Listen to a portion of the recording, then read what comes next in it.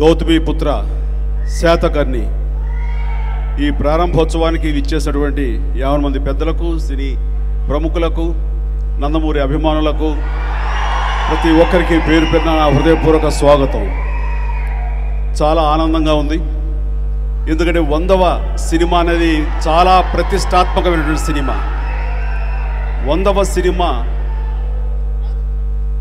గౌతమిపుత్ర శాతకర్ణి అని నిర్ణయం తీసుకోవడం అన్నది మొట్టమొదటి విజయంగా నేను భావిస్తున్నాను.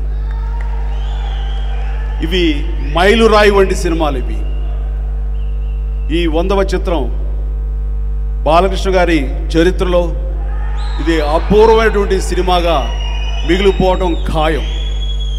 ఎందుకంటే ఎప్పుడైతే డైరెక్టర్ క్రిష్ని ఆయన కథని ఆమోదించి ఆయన దర్శకుడిగా పెట్టుకున్నారో అప్పుడే ఈ విజయం తథ్యం అన్న విషయం తేటతెల్లమైపోయింది.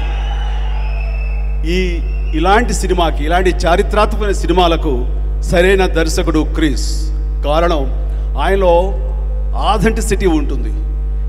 అది ఉదాహరణకి ఈ మధ్య సినిమా కంచె, అది సెకండ్ వరల్డ్ వార్ సినిమా. మన తెలుగులో అలాంటి హాలీవుడ్ స్థాయిని మరిపించే విధంగా తీయటం అనేది అది ఆషామాషి విషయం కాదు. అది క్రిష్ వల్లే అవుతుంది. అది అలాంటిది ఈ రోజున ఈ చారిత్రాత్మకమైన సినిమా శాతకర్ణి ఖచ్చితంగా ఆనాడు పూర్వకాలంలో ఎలా జరిగింది, ఎలాంటి ఆథెంటిసిటీ తోటి ఉంటుంది అన్నది మనకి తేటతెల్లంగా ఆయన తెర మీద చూపించగలరు.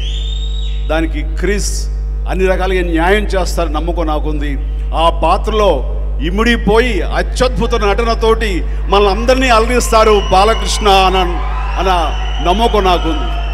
ఇలాంటి పాత్రలు చేయటం బాలకృష్ణ గారికి అవలీలగా ఉంటుంది.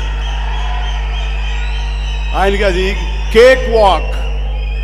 దాంట్లో ఆయన రాణిస్తారు, మనల్ని అలరిస్తారంటే ఎలాంటి సందేహం లేదు.